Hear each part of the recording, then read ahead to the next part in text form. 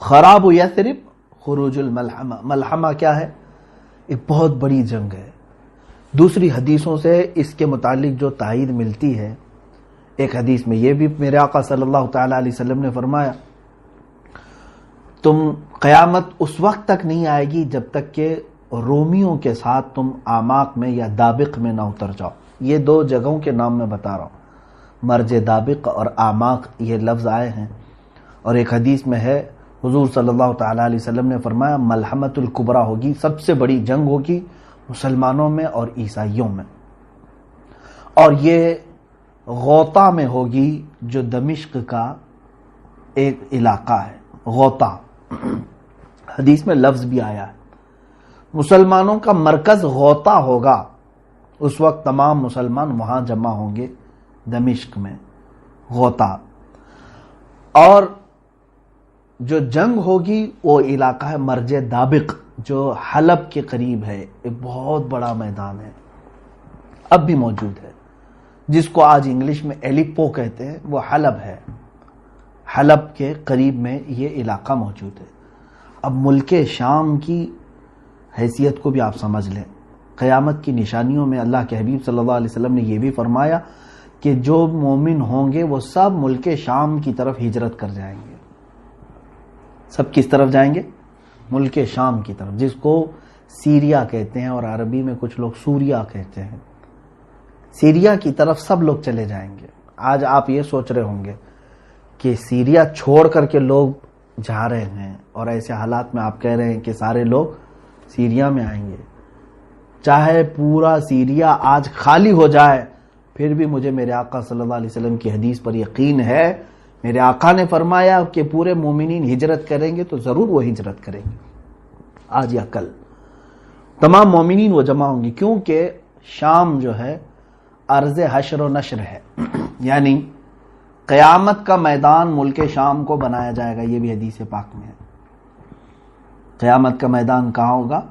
ملک شام کو بنایا جائے گا، اور تمام مومنین ملک شام کی طرف ہجرت کر کے جائیں گے۔ اب یہ جو ملحمۃ الکبریٰ ہے، سب سے بڑی جنگ، کتنے لوگوں کے مقابل میں آپ کھڑے ہوں گے جانتے ہیں آپ؟ ایک حدیث میں ہے اللہ کے حبیب صلی اللہ تعالی علیہ وسلم نے فرمایا اس وقت رومی، پہلے سے حالات اگر میں بتاؤں تو یہ ہے کہ میرے آقا صلی اللہ علیہ وسلم نے فرمایا تم اور عیسائی، یعنی تم اور مسلمان اور رومی عیسائی صلح کے ساتھ چل رہے ہوں گے، یعنی ایک دوسرے کے ساتھ صلح کر کے ساتھ ساتھ چل رہے ہوں گے، اور ان دونوں کا جو دشمن ہوگا اس سے لڑ رہے ہوں گے۔ کئی سالوں تک یہ بات چلے گی۔ عیسائیوں کا بھی جو دشمن ہے اور مسلمانوں کا بھی جو دشمن ہے، ہو سکتا ہے وہ یہودی ہوں، اینٹی کرائسٹ جن کو کہا جاتا ہے، وہ لوگ ہوں، ان کے ساتھ لڑ رہے ہوں گے۔ اس کے بعد ایک دن ایسا ہوگا کہ ایک عیسائی رومی وہ صلیب توڑ دے گا اور بدعہدی کریں گے، اس صلح میں وہ لوگ صلح کو توڑ کر کے بد شکنی کریں گے، تو پھر مسلمانوں اور عیسائیوں میں ایک بہت بڑی جنگ ہوگی۔ اس وقت سارے عیسائی جو جمع ہوں گے 80 جھنڈوں تلے وہ لوگ جمع ہوں گے۔ کتنے؟ 80 جھنڈے، ہر جھنڈے کے تحت، ہر جھنڈے کے نیچے 12,000 لوگ ہوں گے۔ اس اعتبار سے تقریباً کتنے ہو گئے؟ 9,60,000 کے قریب۔ 9,60,000 کی فوج ایک طرف ہوگی۔ یوں سمجھ لیں کہ مومنین کے مخالفت میں، مسلمانوں کی مخالفت میں پورا کفر جمع ہو جائے گا۔ اس میں جہاں جہاں یہ لوگ ہوں گے سب کو جمع کر لیں گے۔ یہی ملحمۃ الکبریٰ ہے، سب سے بڑی جنگ ہے۔ اور اس جنگ میں مسلمان کس طرح ہوں گے؟ بعض حضرات نے کہا کہ وہ امام مہدی کی قیادت میں لڑیں گے، لیکن حدیثوں میں ایسا لفظ تو ہے نہیں۔ ہو سکتا ہے کہ امام مہدی کے بغیر بھی لڑیں۔ قیادت کون کرے گا، کیسے کرے گا، اس کے متعلق وضاحت نہیں ملتی، لیکن البتہ یہ بات ہے کہ ان میں سے 1/3 لوگ، مسلمانوں میں سے 1/3 کے قریب 1/3 بھاگ جائیں گے، اور میرے آقا صلی اللہ علیہ وسلم نے فرمایا وہ ایسے ہوں گے کہ اللہ تعالیٰ کبھی ان کی توبہ قبول نہیں کرے گا، وہ ہمیشہ کے لیے مردود مریں گے، ان کی توبہ کبھی نہیں قبول ہوگی، وہ جہنم میں جائیں گے جو میدان چھوڑ جائیں گے، اور 1/3 اس میں سے شہید ہوں گے، دوسرا 1/3، یعنی 3 حصے کریں گے اگر مسلمانوں کے، تو 1/3 میدان چھوڑیں گے، 1/3 شہید ہو جائیں گے۔ ہم افضل الشہداء، حدیث میں فرمایا گیا کہ وہ شہیدوں میں سب سے افضل ہوں گے، وہ شہیدوں میں سب سے افضل۔ باقی جو 1/3 بچے ہوں گے یہ ان پہ فتح پالیں گے، ان پہ فتح پالیں گے۔ یہ میرے آقا صلی اللہ علیہ وسلم نے فرمایا ہے تو فتح ہوگی۔ یہ ملحمت الکبریٰ ہے، یہ کہاں لڑی جائے گی، کیسے لڑی جائے گی، سب میرے آقا صلی اللہ علیہ وسلم نے صاف بیان فرمایا۔ اس پر اور تحقیق کرو نوجوانوں، بچوں۔ اب میں اپنی گفتگو کو سمیٹتا ہوا آتا ہوں۔ جو حالات آج تھے، جس کی طرف آج اشارے مل رہے ہیں، پورے دنیا کی پالیٹکس گرم ہو چکی ہے، اس سلسلے میں نے یہ حدیث عرض کی۔ میں آخری یہ 2 باتیں عرض کر کے کچھ تبصرہ کروں۔ اور جیسے ہی ملحمت الکبریٰ ختم ہوگی، حدیث پاک کے لفظ ہیں فتح قسطنطینیہ۔ قسطنطنیہ کیا ہے؟ یہ آپ ہو سکتا ہے یہ لفظ سن رہے ہوں، حالانکہ یہ پرانا لفظ ہے اور علم والے جانتے بھی ہیں۔ یہ ترکی کا وہی شہر ہے جس کو آج استنبول کہا جا رہا ہے۔ اس شہر کے فتح کے سلسلے میں بھی میرے آقا صلی اللہ تعالی علیہ وسلم نے بشارت دی تھی۔ اول جیش غزاہا، ایک حدیث پاک میں ہے، وہ سب سے پہلا لشکر جو غزوہ کرے گا یا جہاد کرے گا اور قسطنطنیہ فتح کرے گا، وہ لوگ بلا حساب و کتاب جنت میں جائیں گے۔ وہ فتح قسطنطنیہ جو ہے وہ پہلے کے دور میں ہو چکی ہے، حضرت عمر فاروق رضی اللہ تعالیٰ عنہ کے زمانے میں، اور اس کے بعد کئی مرتبہ جو ہے یہ شہر فتح ہوا ہے۔ سلطان محمد فاتح کا بھی نام آتا ہے اس میں، جو قسطنطنیہ جنہوں نے فتح کیا، کافروں کے ہاتھ میں گیا پھر فتح کیا، ان کے ہاتھ میں گیا پھر فتح کیا۔ اب تو چونکہ یہ ترکی کے پاس ہے، ترکی کا بڑا شہر ہے، اور ابھی ترکی میں مسلمان ہیں، اسلامی حکومت ہے، لیکن جہاں تک خدشہ میرا ہے، میں اپنی بات کر رہا ہوں، ہو سکتا ہے یہ ترکی کے ہاتھ سے نکل جائے گا۔ استنبول شہر یہ پھر سے عیسائیوں کے ہاتھ میں ہو سکتا ہے چلا جائے، اور ایک زمانے تک ان کے ہاتھ میں رہے گا، کیونکہ آج کے جو حالات بتا رہے ہیں، لبرلزم وہاں پر کافی بڑھ چکا ہے۔ جو بلکہ میں اگر بتاؤں، آپ تحقیق کریں، ترکی کی حکومت کا جو آئین ہے، وہاں کا جو نظام ہے، اس میں بھی یہ چیز موجود ہے کہ وہ ترکی کوئی ایک مذہبی حکومت نہیں، یعنی وہاں کا کوئی سرکاری مذہب نہیں ہے، بلکہ وہ جیسے انڈیا ہے سیکولر ہے، ہمارا کوئی سرکاری مذہب نہیں۔ اسی طرح سے ترکی کا بھی انہوں نے بنایا ہے، جب خلافت عثمانیہ ختم ہوئی تھی تب یہ بنایا گیا تھا اس طرح سے کہ موجودہ صدر نے اسلامی کام زیادہ کیے ہیں، لیکن آج بھی وہاں کا نظام ہے وہ سیکولر ہے، اور آج بھی بہت سارے وہاں امریکہ کے پٹھو موجود ہیں، بہت سارے ایسے جو منافق ہیں، وہ اپنے ماحول کو بڑھانے کی کوشش کر رہے ہیں۔ تو مجھے جہاں تک اندیشہ لگتا ہے استنبول ان کے ہاتھ سے جائے گا اور عیسائیوں کے قبضے میں رہے گا، چونکہ حدیث پاک میں جو ترتیب بتائی گئی ہے، پہلے عمران و بیت المقدس، بیت المقدس کی آبادی اور مدینے کی ویرانی۔ مدینے کی ویرانی ملحمت الکبریٰ کا ظہور ہوگا، یعنی بڑی جنگ ہوگی۔ اب وہ بڑی جنگ سالوں تک نہیں چلے گی۔ ایک بات یہ بھی سمجھ لے، جیسے وار نہیں ہے یہ world war first, world war 2 جس طرح سے ہے، بہت سارے لوگ اس کو ورلڈ وار 3 بھی سمجھ رہے ہیں۔ میں جہاں تک سمجھتا ہوں یہ ورلڈ وار 3 کی بات نہیں ہے جو ملحمت الکبریٰ میں بتائی گئی ہے۔ ورلڈ وار 3 ہو سکتی ہے آپسی ممالک میں، لیکن یہ جو ہے وہ صرف 2 دن 3 دن یا 4 دن کا ذکر آیا ہے۔ وار جو ہے کنٹینیو چلتی رہتی ہے۔ یہ جیسے جنگ بدر ہوئی 1 دن میں ختم ہوئی، جنگ احد تھی 1 دن میں ختم ہوئی، اسی طرح سے ملحمت الکبریٰ بھی جو ہے یہ بہت لمبے سالوں تک یا مہینوں تک نہیں چلے گی، زیادہ سے زیادہ اس کی مدت 1 ہفتہ ہو سکتی ہے احادیث پاک کی روشنی کے مطابق۔ تو عزیزان گرامی، اب ملحمت الکبریٰ کے ختم کے بعد کیا ہوگا؟ قسطنطنیہ فتح ہوگا۔ تو فتح ہونے کی جو بات کی گئی ہے، اگر آلریڈی پہلے سے وہ مسلمانوں کے قبضے میں ہے تو پھر فتح کی بات کیسے فتح کی بات کیسے ہو سکتی ہے؟ اور فتح قسطنطنیہ سے مراد اگر پہلے والی فتح جو حضرت عمر کے زمانے میں ہوئی یا سلطان محمد فاتح کے زمانے میں ہوئی، تو پھر یہ بھی ماننا پڑے گا کہ اس سے پہلے ملحمت الکبریٰ ہو چکی ہے، اس سے پہلے مدینہ ویران ہو چکا ہے، اس سے پہلے بیت المقدس کی یہ ساری ترتیب الٹ جائے گی۔ تو اسی لیے میں نے کہا کہ ہو سکتا ہے استنبول شہر آج یعنی عیسائیوں کے قبضے میں چلا جائے، پھر فتح ہوگا۔ اور وہ فتح کیسے ہوگی؟ جنگ سے نہیں، بلکہ حدیث پاک میں ہے وہ الملحمت الکبریٰ میں سے 1/3 جو لشکر تھا مسلمانوں کا، وہی جائیں گے فتح قسطنطنیہ کے لیے، اور وہ امام مہدی کی قیادت میں ہوں گے۔ امام مہدی کی قیادت میں ہوں گے۔ اس میں یہ بتایا گیا ہے کہ وہاں پر وہ لوگ بغیر کسی قتل کے، بغیر کسی لڑائی کے قسطنطنیہ کو کیسے فتح کریں گے؟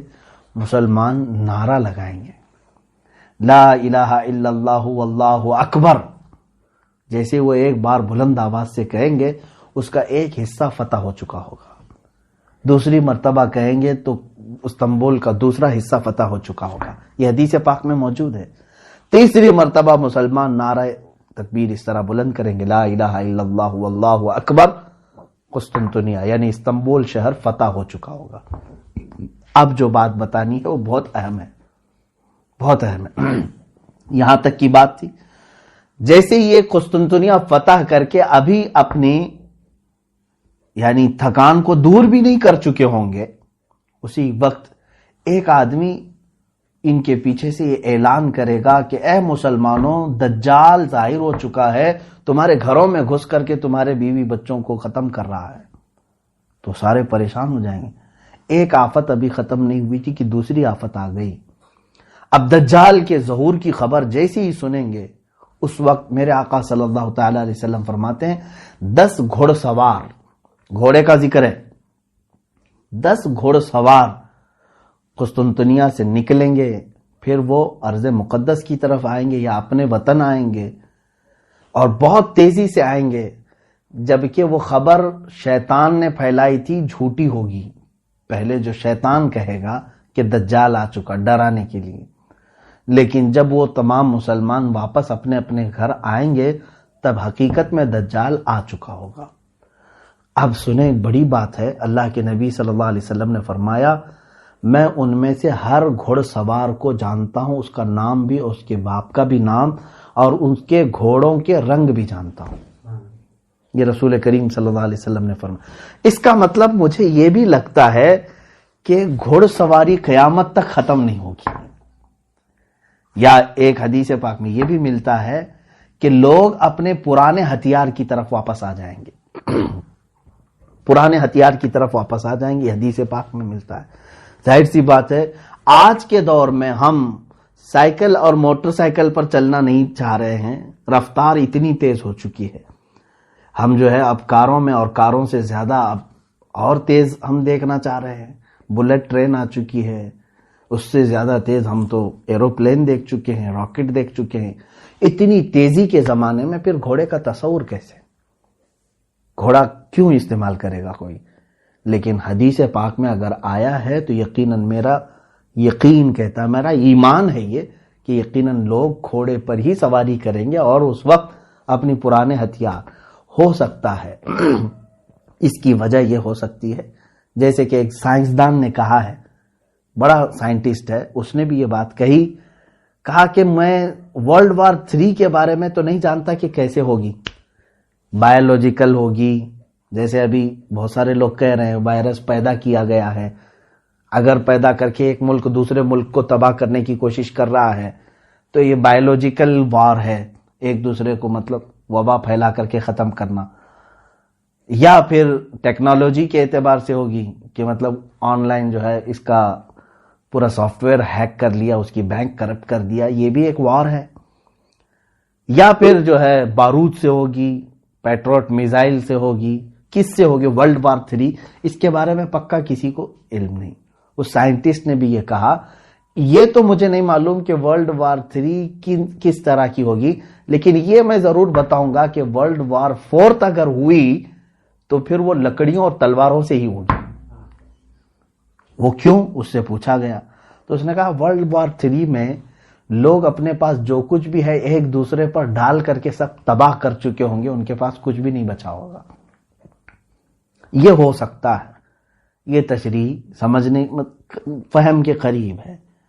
ہر ملک آج ایک دوسرے کو ڈرا رہا ہے اپنے نیوکلیائی پاور ہونے کا. اس کے پاس نیوکلیئر ہے اور ڈرا رہا ہے ایک دوسرا ملک.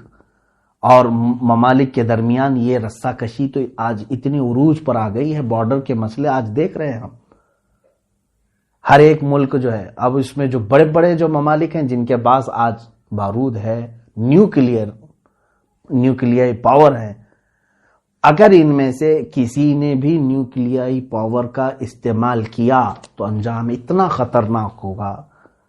آپ نے تاریخ پڑھی ہوگی کہ امریکہ نے ناگاساکی اور ہیروشیما پر جو نیوکلیائی بم گرائے تھے، ایٹم بم گرائے تھے، آج سے وہ تقریباً 80 سال کے قریب ہو گئے.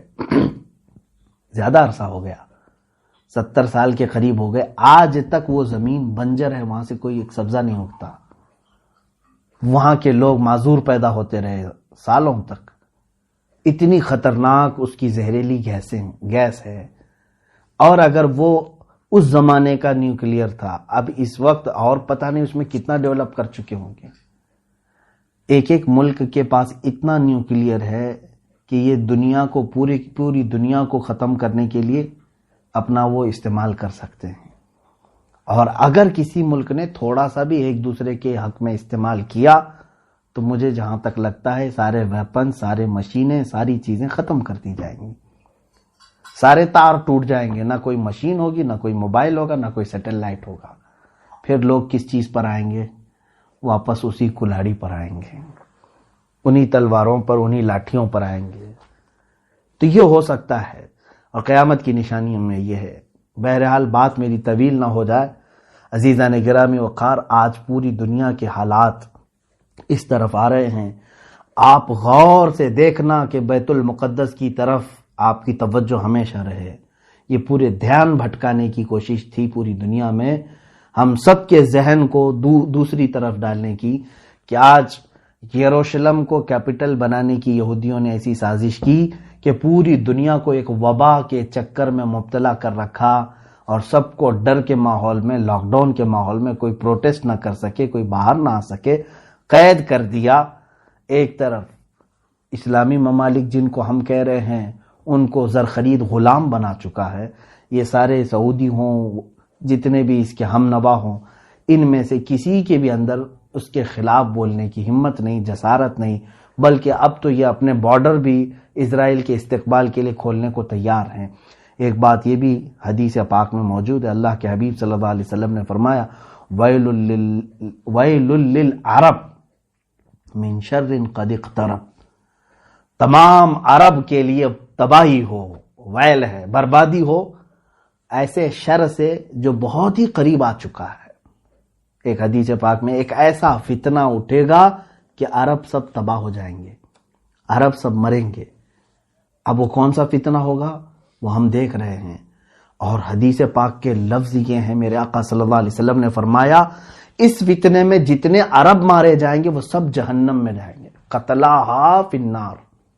حضور صلی اللہ علیہ وسلم نے فرمایا اس فتنے کے جتنے مقتولین ہیں، جتنے مارے جائیں گے، وہ سب جہنم میں ہوں گے، کیونکہ یہ سب دنیاوی غرض سے لڑ رہے ہوں گے آپس میں، اور یہ دنیاوی غرض سے لڑ کر کے مر رہے ہوں گے اور یہ جہنم میں جائیں گے. ہو سکتا ہے یہ وہی زمانہ ہے جس میں عرب تباہی کی طرف جائیں گے. ان کی تباہی قریب ہے. اور میں نے ایک حدیث پاک اس سے قبل بھی آپ کے سامنے رکھی تھی.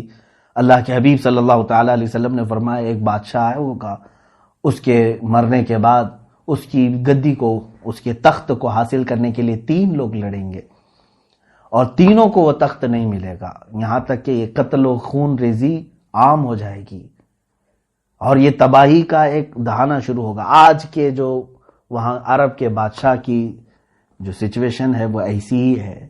میں یہ ایگزیکٹ نہیں کہہ رہا کہ اسی زمانے کے لیے یہ بات کہی گئی، ہو سکتا ہے اس کے بعد بھی ہوگا، لیکن حالات یہ بتا رہے ہیں کہ اس بادشاہ کے مرنے کے بعد یہاں پر بھی 3 دعوے دار ہیں۔ آلریڈی 2 کراؤن پرنسز کو ان لوگوں نے 2 کراؤن پرنس کو انہوں نے ہٹایا، اب تیسرا یہ جو بیٹھا ہوا ہے۔ اب دیکھیں حالات کس کروٹ پر لے جاتے ہیں۔ میں حالات کی طرف لے کر کے آیا، اے مسلمانوں، ان حالات میں بھی میرے آقا صلی اللہ تعالی علیہ وسلم نے ہماری دستگیری فرمائی ہے، ہماری رہنمائی فرمائی ہے۔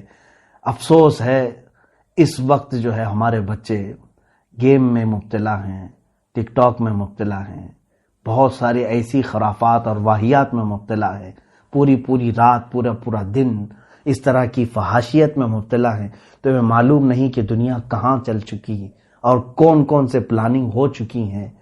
اسی لیے میں بارہا یہ کہتا ہوں کہ اٹھو وہ گر نہ حشر نہ ہوگا، پھر کبھی دوڑو کہ زمانہ چال اپنی چل گیا۔